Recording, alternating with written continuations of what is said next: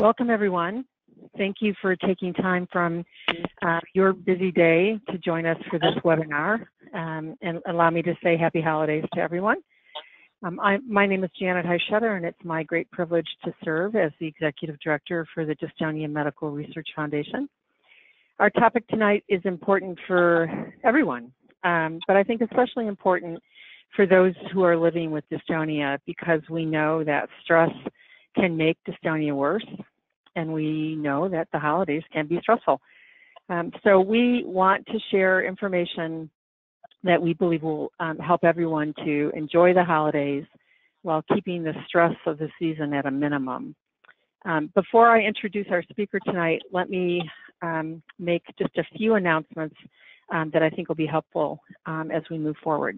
The audio for tonight's webinar is available via the telephone or through your computer's speakers.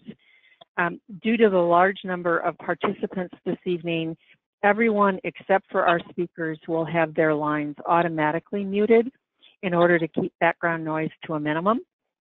If you are using your telephone, please make sure that the phone call button in the audio pane of your attendee control panel is selected.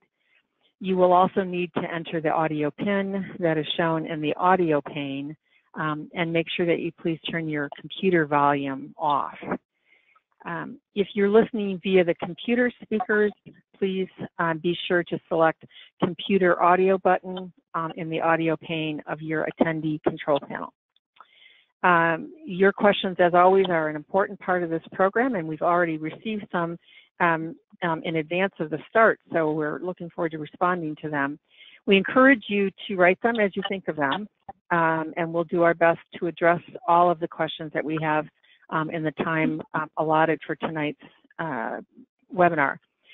We will take the questions at the end of the presentation, so we'll let Dr. Frazier complete her presentation before we start our questions.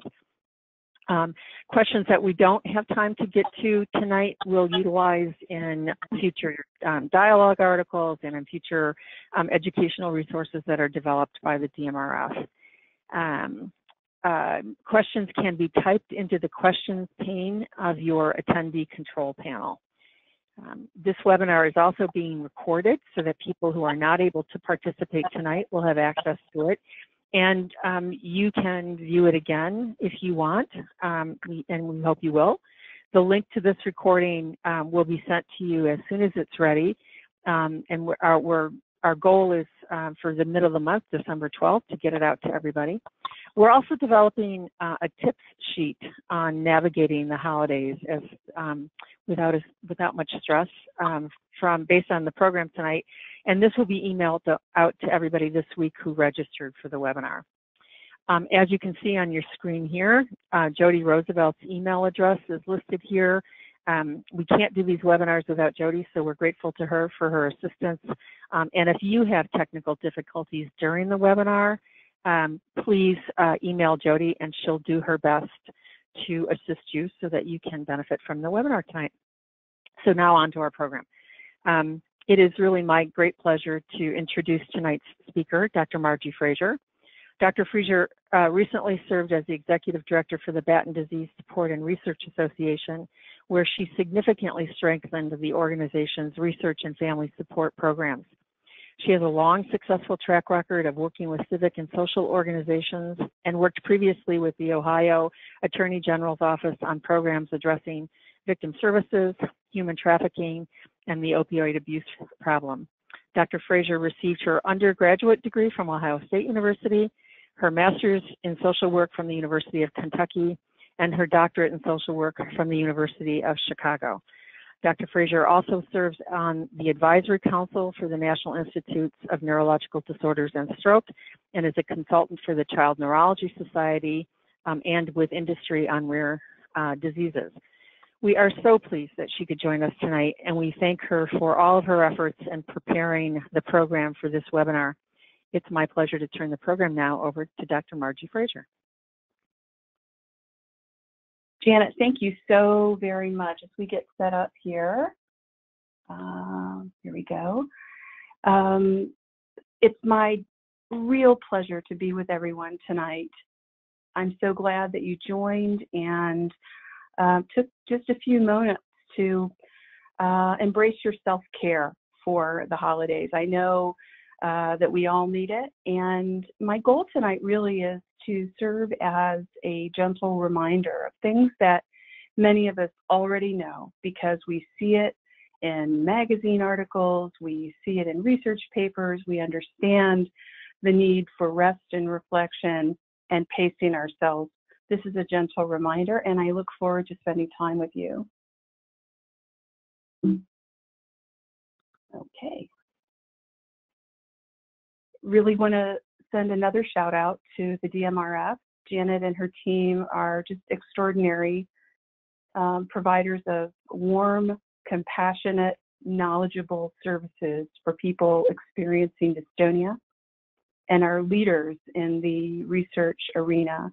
I'm very proud to be affiliated with her and with DMRF.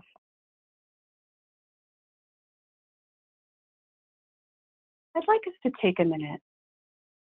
I think a lot of us have rushed to get here. You might be actually rushing now to gather yourself for this event tonight, finding your computer, getting logged in, getting in through rush hour traffic.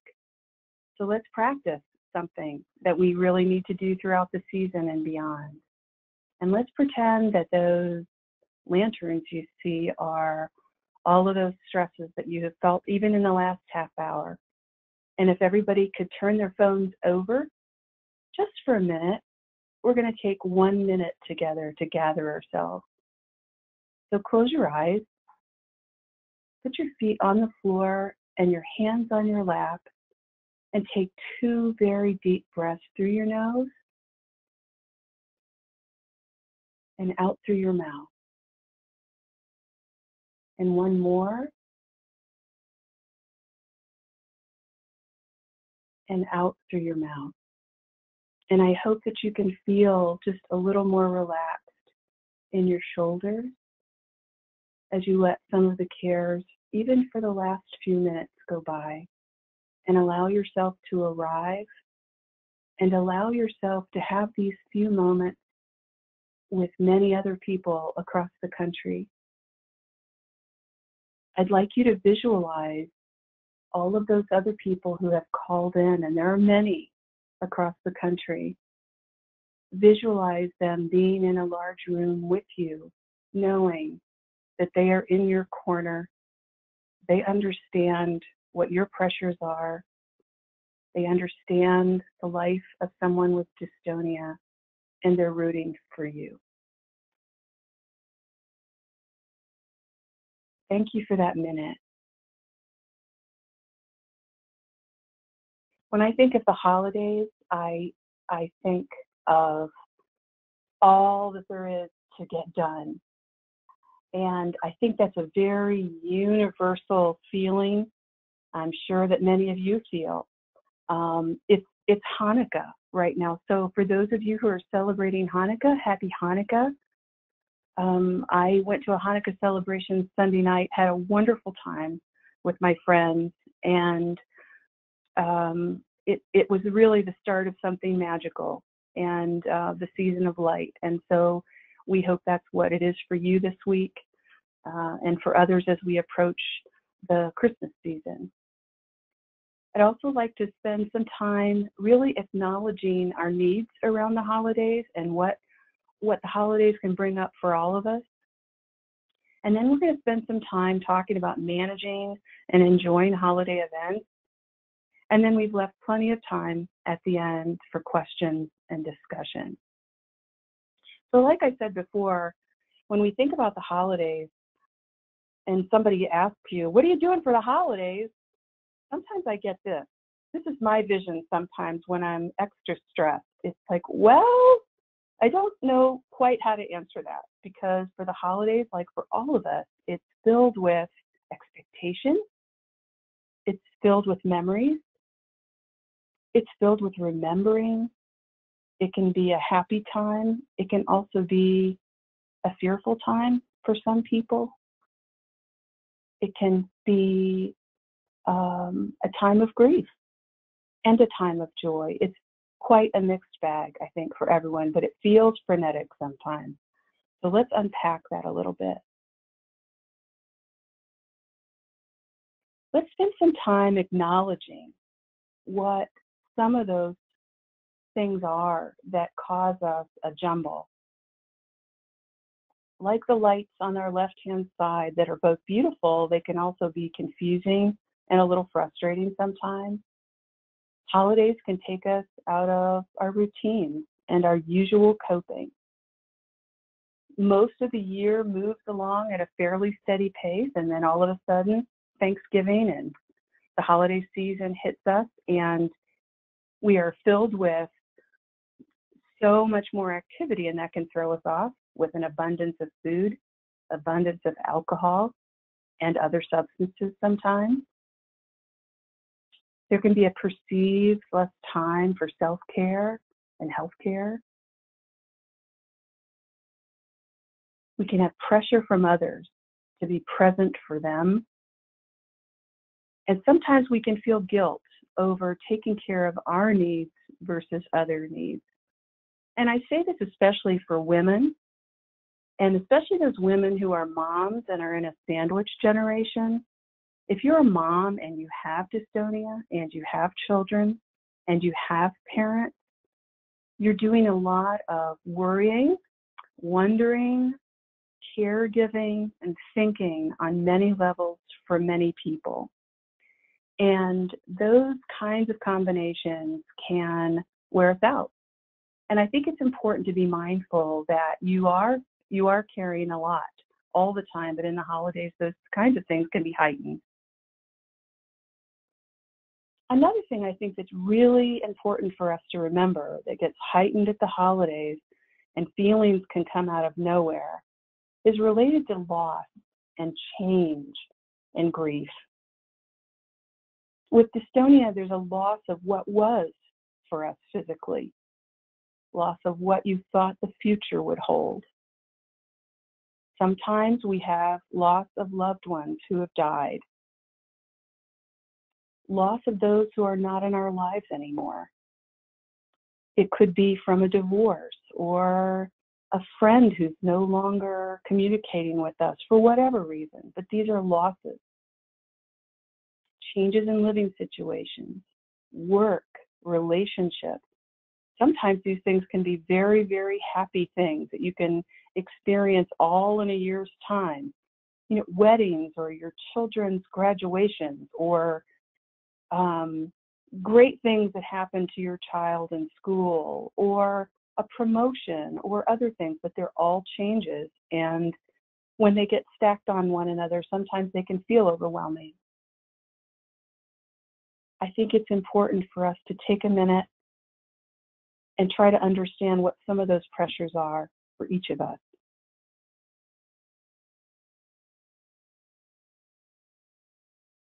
So how do we manage, how is it that we can manage some of that jumble of feelings and activities and events and food and organizing when there's so much of it?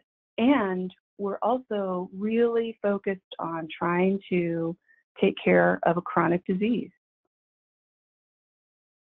One way that I think is very important, I did it myself this week, is I used old-fashioned paper. I printed out the month of December and sat with my husband, and we mapped out all of the different things that had to happen by the end of the year, including gathering tax receipts and buying gifts for his kids who don't live in the U.S.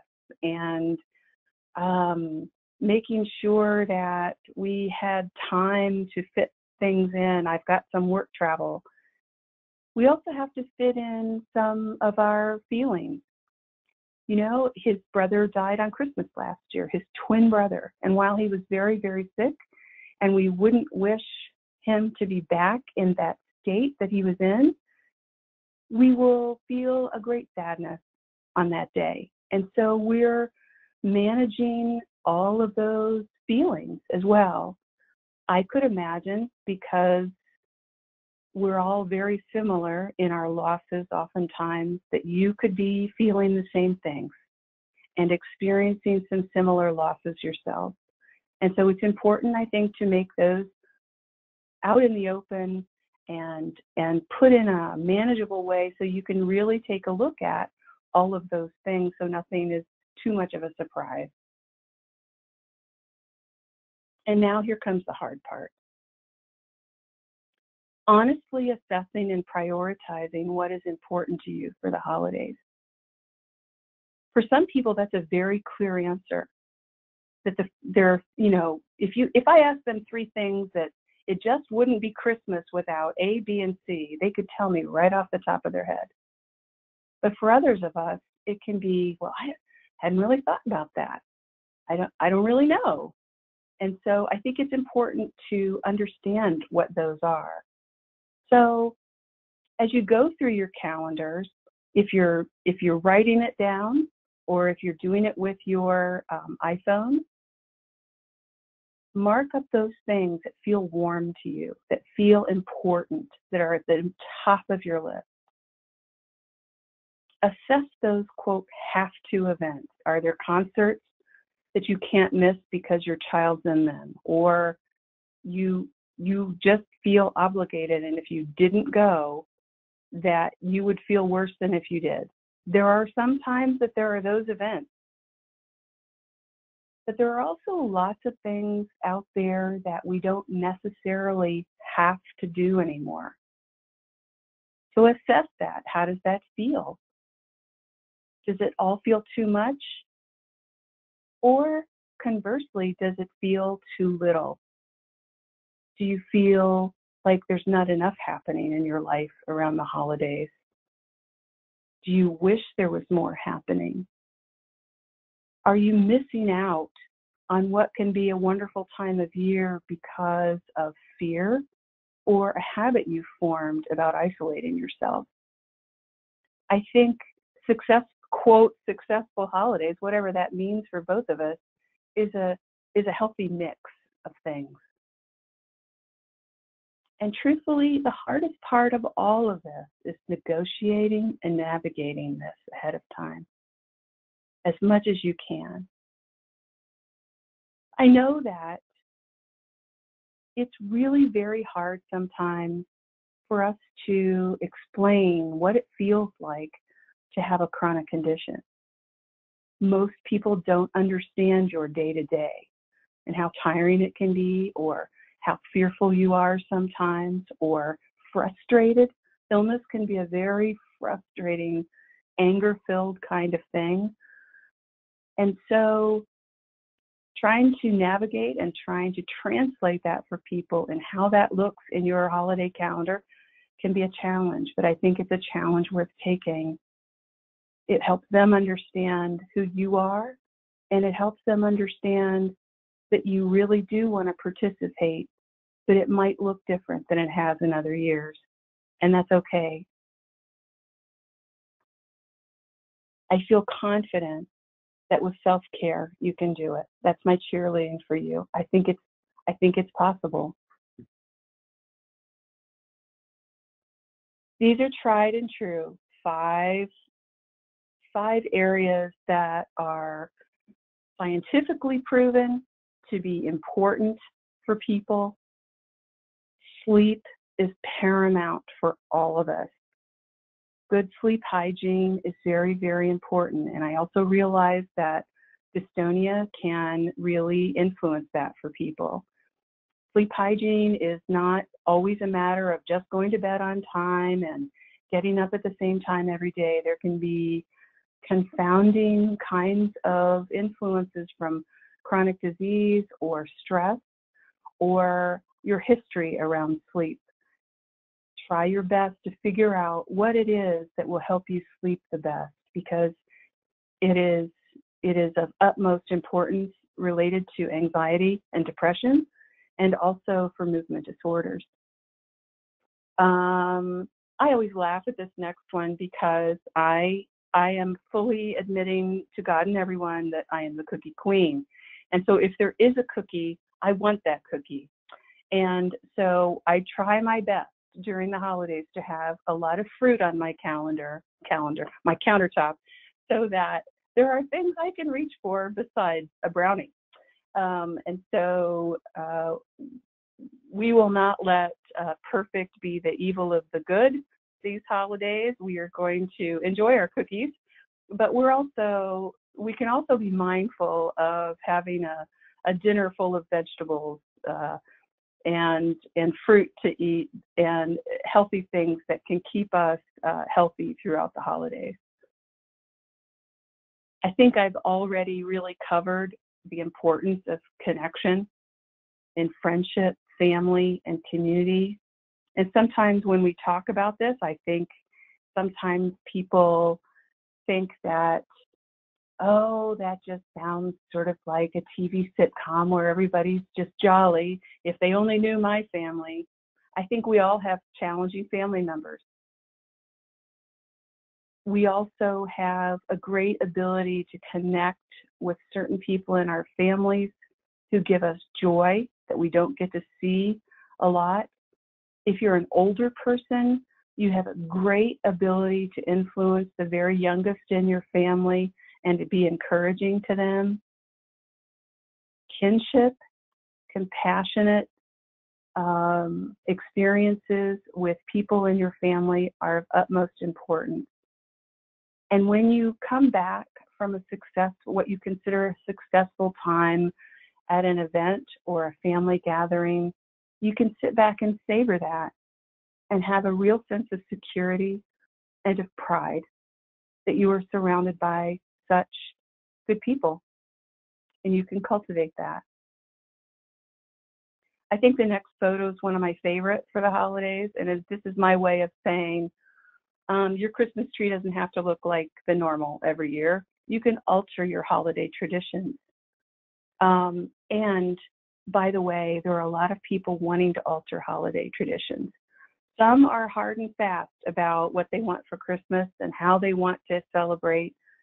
But honestly, there is so much going on. There will be people who are absolutely grateful to you for suggesting alternate routes for celebrating and scaling back sometimes. I've talked quite a bit about kind of our average holiday stressors, but this last one I want to be very clear about. Holidays for some people, especially if they suffer from anxiety and depression, can be amplifying for them. The pressures that they feel, especially when it gets dark out and there is less light to access and things feel a little more closed in, can be overwhelming. Later in my talk, I'm going to have resources for you if you're suffering some very difficult feelings. And I think we all should consider those times in our lives when skilled professionals are really needed to help us sort through the very hard feelings of life. We all have them, especially with a chronic disease. There's so much to figure out. There's so much to learn about ourselves. And so I invite you to consider that.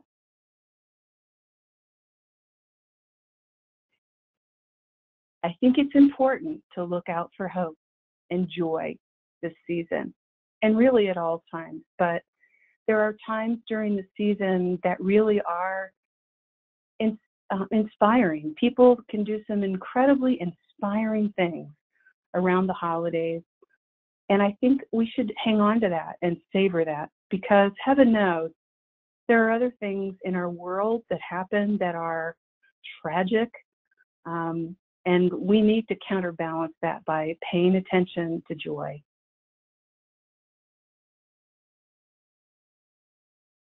As I said earlier in tonight's talk, I think it's really very important for us to take moments during the holidays to reflect and to pause and to breathe a little bit. And you can build these into your day. I'm not talking about an hour-long meditation session to get you centered. It can take just a few breaths at your office desk or before you go to sleep at night. A breath is very important. The Buddhist priest and philosopher Thich Nhat Hanh has a strategy that I embraced, and my husband's glad I've embraced it too, because it really cuts down on road rage. Not that I've been prone, but at stoplights, when you see a brake light in front of you, smile, take a breath, and turn your mouth upward. It lightens your mood, it helps you relax, and the brake lights are a reminder for you to take a breath. I thought it was a unique way as a reminder. What are you doing anyway? You're waiting in traffic, so use it as an opportunity to remind yourself to breathe. When you're pulling in the driveway, you're going into your relative's house for a dinner or an event of some kind, or you're going into a choir concert or to church or temple, take a moment in your car before you get out. You don't have to rush in. If there's a piece of a book that's playing that you want to listen to the very end, or that special song that you really, really like, go ahead and listen to the end of it. Enjoy that moment, savor that moment, and then proceed in. Take time to breathe. I do encourage moments of meditation. Again, they don't have to be long periods of meditation. If you have a solid meditation program going where you do meditate every day or several times a week, and you have a program going, by all means, please, more than ever, stick with that, and our hats off to you. For those of you who don't, there are opportunities to download very inexpensive or free apps on your phone with some wonderful meditation programs. Some of them are 2 minutes long, all the way up to 15 minutes long. And it offers you a chance to dip your toe in, and you really do feel a moment of calm and pause. It helps you sort through some of the feelings you're having. I think it's important for us, and and happiness researchers, psychologists have studied this, cultivating joy. What are those moments, those small moments in life, in our holiday season, that give us joy? It may not be the large family gathering with the buffet and, 12 children running around. That might be too frenetic for you. But it might be the soloist at a concert who's practiced for a month to give you that gift of music. It may touch you in a way that helps you understand that somebody's giving you a gift and that you are connected to the world in a different way after that song. I was touched the other day walking in the rain into Costco, and this little boy, had to have been no older than a year and a half, was leaning out of his cart, grasping for me, waving at me, smiling at me as he went by. And I think I was changed for the rest of the day from that. What a joy it was. And so I think it's important, please pay attention to these moments that can be lovely and feel grateful for them. A thank you wave. You didn't have any cavities at the dentist that day. Somebody waved at you at Target, a little kid. Savor those moments. Remember them with gratitude. And record them. We have ways of doing that. You can write it down. Some people put them in a jar all year, but there are phone apps for that. There's a phone app for everything, let's be honest. My point with this slide is to mine those moments in your life that bring peace and joy, because they are there.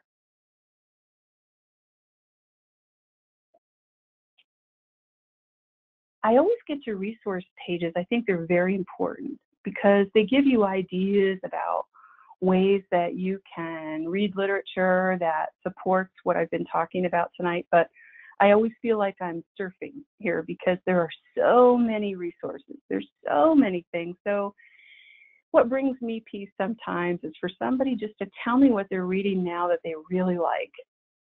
And so one of the things I'm reading right now that I really, really like is a book called Are We There Yet by Margie Frazier. If any of you have seen it, you know what I mean. If you haven't, I invite you to try to get it from the library or order it from Amazon. It's not very expensive. It's a book of illustrations, and one of the illustrations is here on the left. And she talks about all kinds of things in life. It tends to be geared towards a younger single person. She's quite funny. They are all her own illustrations, and she just talks about life. And one of the things I admire about her is that she's quite a young woman, and she was struck with Guillain-Barré syndrome when she was traveling in Spain and was flat on her back, I think for at least 3 months, and was unable to lift her head or her arms. She was just devastated by the disease. And what helped her come back, with the help of really skilled physicians and PT and OT, was illustrating and watercoloring. And it was a gift for her that helped her find hope again. And this book is some of the culmination of that. And I find it really enjoyable. Another book that I really thought was very important in my life during times of great grief was When Things Fall Apart, Hard Advice for Difficult Times by Pema Chodron, who is a Buddhist monk. She is a lecturer. She teaches at the Omega Institute quite a bit. She has her own website. She teaches meditation, and I think is just a preeminent, really a scholar in grief and meditation. So I highly recommend her. And as I've said earlier, I love finding really good phone apps that support mental health. And these are some of them. Meditation Studio is excellent. They have all kinds of different categories for things that you're dealing with: anger, negativity, anxiety. And they go from 2 minutes to probably 15 or 20 minutes, depending on how much time you can invest. Headspace is another one, very similar. Gratitude 365 is an app that lets you record those moments that I was talking about. If I am not currently doing Gratitude 365, but have tried in the past to keep up with it. Were I still doing it right now, my little kid from Costco would be in there. Another one is called Universe of Emotions. I really, really enjoy this one. It is, when you log into it, it looks like the cosmos. And each planet is a different emotion. And circling around each planet are like words related to that emotion. And it really does help you explore how you're feeling. And if you're not feeling great and you're circling around some of those emotions, you can dart over to look at emotions that look like something you're aspiring to, and it just kind of opens up this whole dialogue about emotion. And I think they've recorded about 250 of them, which is fascinating to me. Again, I want to urge you to become part of the DMRF community. As Janet said, I was the director of a patient advocacy group for almost 7 years. And I found that parents who were struggling with this genetic disease with their children really found a kinship and guidance and a community of people who never had to explain a thing. And that is a gift. And Janet's team is very skilled. They are compassionate. They can provide linkages that are so important for you related to healthcare and mental health. And as I mentioned earlier, I'm a mental health professional, and I believe strongly in skilled care when people are feeling very, very alone and struggling with dangerous thoughts. It's more common than we think. I think the statistics related to suicide now and depression and opioid abuse especially are very, very frightening. And so I encourage you to use resources before you that are free. The National Suicide Hotline number is below. If you don't feel like talking to someone, you can text 741-741 and someone will text you back, and you can have a dialogue and get resources.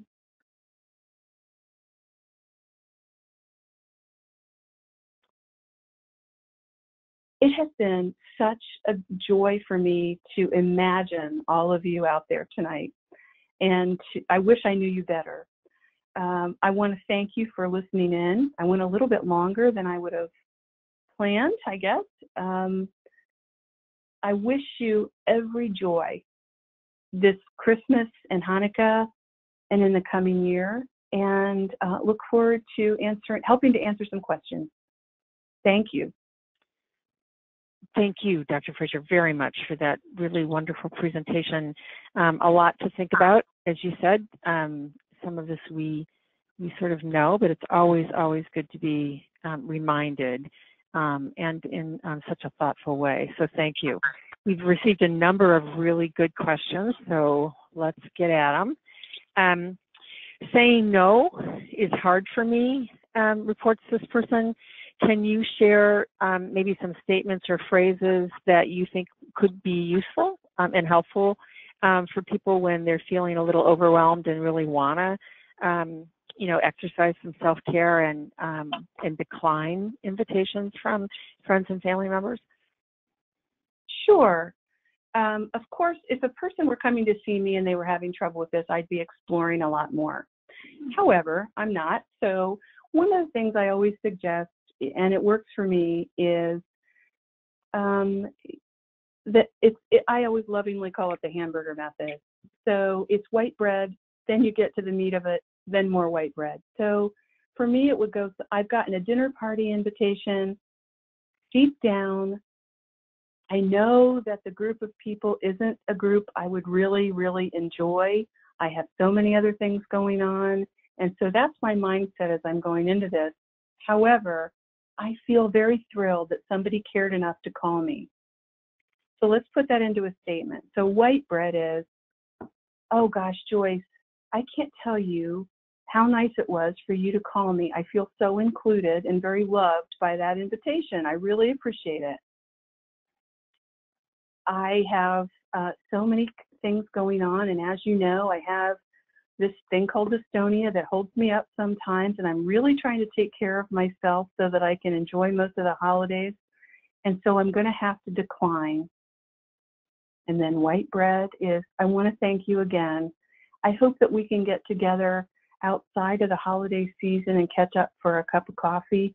I would really enjoy that, but right now, I really want to thank you for including me. Not a person on the planet will be angry about that response. Yeah, that's helpful. Thank you. I appreciate we've had a couple of questions around sort of helping people understand what dystonia is, and that sometimes people don't, not all dystonias are alike. And, so someone may be able to do more, and others are just really limited by their dystonia. So just suggestions on how people might really help others in their family and in their community to better understand what dystonia is and how it possibly affects them? Well, I think I always recommended when I was working in Batten disease, and for those of you who don't know what that is a rare genetic condition of childhood primarily that has a lot of seizures to it, and sadly, it's a life-limiting disease where kids are passed typically before they're teenagers. And so there were many, many questions families would get, including about movement disorders. And so I always encourage them to have sort of what we call the elevator speech, what you can deliver in 30 seconds to help people understand. And if you have that kind of in your back pocket, then you don't feel anxiety about it when people ask you.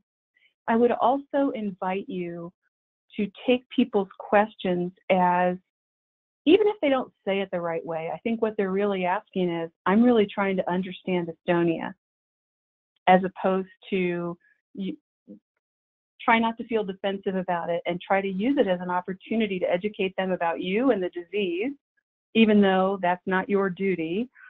And also let them know that, like any disease, like diabetes or depression or any chronic disease, there is a continuum of severity, of onset, and of form. And I think that'll create allies for you. And so I guess that would be my advice. Thank you. I think I would just add to that we, to the extent that people are comfortable sort of sharing their personal story about how dystonia affects them can be helpful. Oftentimes in holiday situations, you may be mixing with people who aren't necessarily people you know well. And the foundation has these little trifold cards that I know a number of people have successfully utilized, and just sort of handing them to people and saying, this is sort of the elevator pitch on a card, if you will. This is what I have, and this is why, my head is moving because I have a tremor in my head, or whatever it might be, to sort of help that person better understand what's going on with you. And also just briefly would share that I recently heard from a longtime member of the organization who said her husband just recently picked up the Dialogue, our magazine, and read through it, and she didn't realize that when it had been coming to the house all these years that he wasn't reading it. And he took her into the living room and sat her down and apologized for not having a better understanding of exactly how dystonia affects her and why she's been reluctant to sort of go out, on a regular basis or do the kinds of things they did socially before she was diagnosed with dystonia. So information can be helpful, and we're happy to provide that for folks. So what a great story. I think she felt really good about it too. And there's one sort of related to this, which is, dystonia is the kind of disorder that sometimes when you accept an invitation, you're feeling pretty good. But the morning of the event, you're not feeling so great. So do you have advice on how you might be able to help people understand that you may be changing your plans at the last minute, and it's, you're not looking to cause your host additional stress, but you want them to understand that you may not be able to do this because you're not feeling well? Sure. I think you've just said it beautifully. I think that's part of explaining the disease. And again, letting them know how grateful you are for the invitation, that you really would like to come, and saying, I'm going to make every effort to come. I'd really like to be there. Sometimes, though, I have flare-ups that are out of my control. And if it's okay with you, could I keep you posted? Most hostesses who do a lot of hostessing are doing buffets. One extra or less person is not, unless the party is for you and they've hired entertainment, which I doubt. Of course you'll be missed, but I think being cordial and being polite to people who are planning parties, to let them know this is a possibility. And I think if you do that up front, I think you're good to go. Great. The other thing I think about all of this is, the other thing that comes to mind is, I think once people get more comfortable talking about it, they have more self-agency, more body pride, less shame about what's going on, and are able then to navigate for themselves better. So I wouldn't be shy about saying what it is that you need. I think most people really do understand that. What they don't understand is mystery, not showing up when you say you're going to without explanation. I mean, those things I think are worse than stating up front. Mm-hmm. So doing our part in communicating about what your needs are. Right. Yeah. And I think, like I said before, I think doing that helps build allies for you. When other people understand it, they say, well, yeah, that's how it is, and this is how we're going to do it, and we're going to alter things a little bit this way, and we're all going to have a really good time. Let's get on with it. I think that's the environment it starts to create. Mm-hmm. So we've had a couple of questions also about sleep, and you touched on sleep hygiene, and because of their dystonia, sleep is a little bit more challenging. Would you just talk a little bit more about sleep and maybe some tips for sleep? Sure. I am not, first off, I'll state right up front, I am not an expert on sleep issues and dystonia per se. I do think that sleep hygiene, as I said, is more than just going to bed at the same time every night, hoping for the best, and then getting up at the same time every morning. It's more complicated than that. We all know that sleep is affected by stressors, by hormones, by a movement disorder, and so hygiene for sleep is a very personal thing. And so I would be mindful of those things that have worked for you and keep doing those. It does take I think good sleep hygiene does take some doing and some discipline, actually, of making it a priority to do certain things. If noise is an issue for you, if you have a partner who snores, which happens, and they're not too loud, you may want to consider a noise machine that drowns out sort of the ups and downs of noise. I have a dog that gets up in the middle of the night and shakes, and that wakes me up because I think she's going to need to go out. It's not always the case, but I think my noise machine helps a little bit with that. There are certain kinds of medications that can be helpful. And of course, you'd need to talk with a physician about that. I would be very careful about those over time and really understand the implications of the medications you're taking and how they affect not only your mood, but your movement disorders. So there are all of these kinds of things, and caffeine intake, all of those. But I will say it is worth it. Anybody who tells you that they can get a solid 8 hours of sleep a night because they've really tried to do it will tell you it's worth it, because it's the miracle drug, sleep. Yeah, thank you. We've had a number of questions about sleep, so clearly this is an area that we probably will want to provide more input on going forward. So thank you, everybody, for those questions, too. We have a question from somebody who's really feeling very much alone.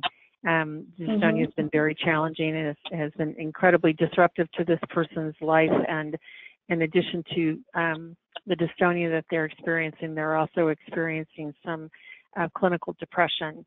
And you know, the holidays can be sort of isolating and really sort of making you feel alone. Do you have any advice for people who are going through those kinds of things?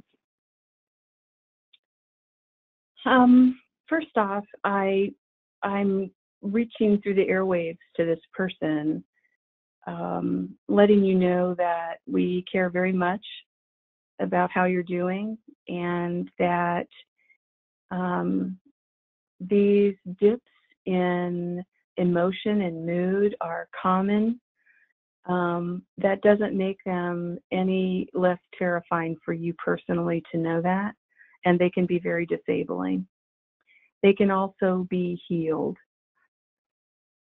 I highly recommend reaching out to get a referral, if you don't already, for a professional to help you, a social worker, a psychologist. You may need medication. You most likely will need medication if you're suffering a major depression. all of these kinds of things can impact your ability to want to go out. They oftentimes depression will help people feel like they have to isolate because they just don't have the ability to relate to anyone right now. It's a very real thing. I encourage you to find the safest person in your life. And you know what I mean by that if you have depression. That safest person in your life who is most gentle, who's most kind, that you can have a conversation with. Just about anything. Making that connection can lift your mood. It can be a lifesaver.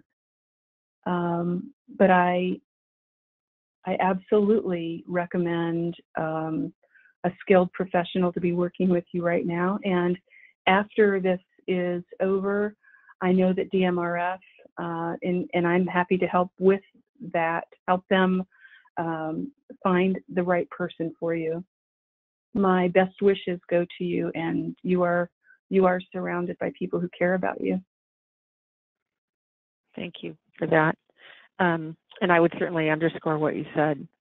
There's a whole community here willing to help those who are feeling or having those feelings. So a question about someone who has sort of come to terms with their dystonia and the physical limitations that they now have, but their family has a long history of traditions that they no longer feel comfortable participating in over the holidays, but this person really wants the family to continue those traditions because there's joy in experiencing those traditions through their family. But the family doesn't seem to want to because they feel like they shouldn't without the individual, and that sort of makes them twice as upset.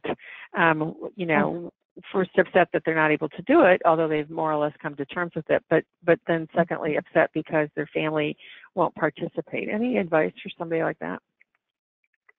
Oh gosh, completely understandable about how you're feeling about, that's where that guilt comes in. You feel like you're holding things up when really, let's not believe everything our brains tell us, shall we? You're not holding up anything. I think, again, in moments of more calm, not a half an hour before an event happens where you call somebody and say, oh, you should go ahead.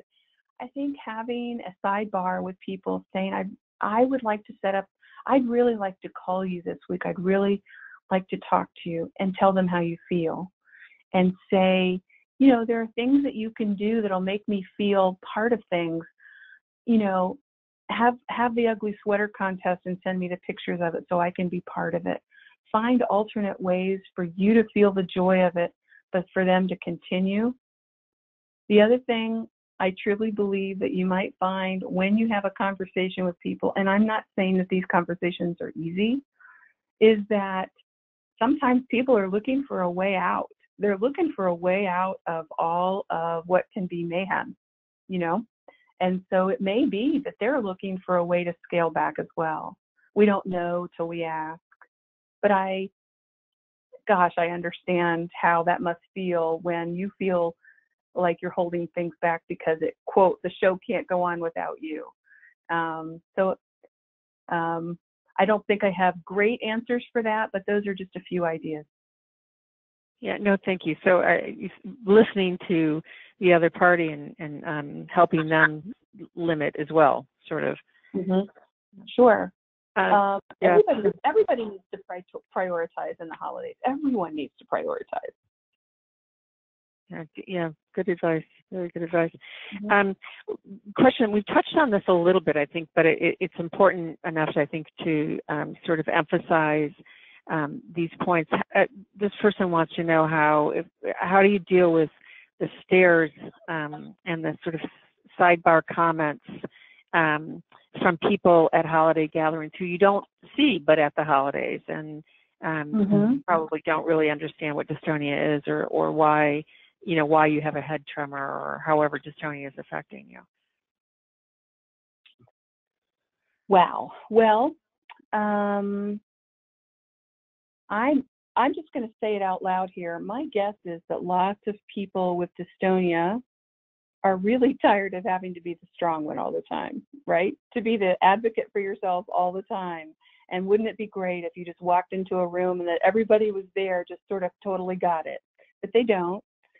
So I think the alternative is to know ahead of time that people are going to stare and that they are going to have sidebars if they don't know what's going on, and that that's part of it. There's nothing you can do about it. It's going to happen. It has nothing to do with who you are as a person or really anything else. That's on them. What you can do is, in time, if you choose, is to introduce yourself and say hello and be warm and ask them how they're doing and have a conversation. And inevitably, they'll say, I'm fine, how are you? And you'll say, well, you can tell them a little bit without belaboring, your last 8 doctor's visits, but have, that 5 seconds of, gosh, it's been kind of a challenging day. I've got this thing that educates a little bit or not. Again, I want to push this idea of agency, of standing in your own space and being who you want to be, as opposed to trying to please other people and take care of their needs and dis-ease with things. And so it's a balancing act. I also think it's a muscle you build over time in terms of dealing with people. And I hope that for those pros out there in the dystonia community, that they have some ideas to share with you as well. That's great advice, I think, not only just in the holidays, but certainly throughout the year. So thank you for that. And Dr. Frazier, thank you so much for this presentation and for your wonderful advice. I think it's been helpful to everybody who's participated tonight. I want to thank the folks who sent in questions, both in advance of the webinar and then during the webinar. We really appreciate it. We weren't able to get to all of them, but these questions are helpful to us, as I said earlier, in formulating new educational resources and topics for support group meetings and articles in our magazine. So thank you all for those. They're helpful. I also want to give a special shout out to our support group leaders. Many of them are on the line tonight with us for this program. These are really extraordinary people who are not only managing, in many cases, their own dystonia, but serving as that connection that you talked about, Dr. Frazier, in that community. They're a resource for others with dystonia and a touchstone, and we support their efforts tonight for self-care. So thank you to our support group leaders and to everyone who participated tonight. And again, Dr. Frazier, thank you so much for being such a wonderful speaker and preparing us to enjoy this holiday season.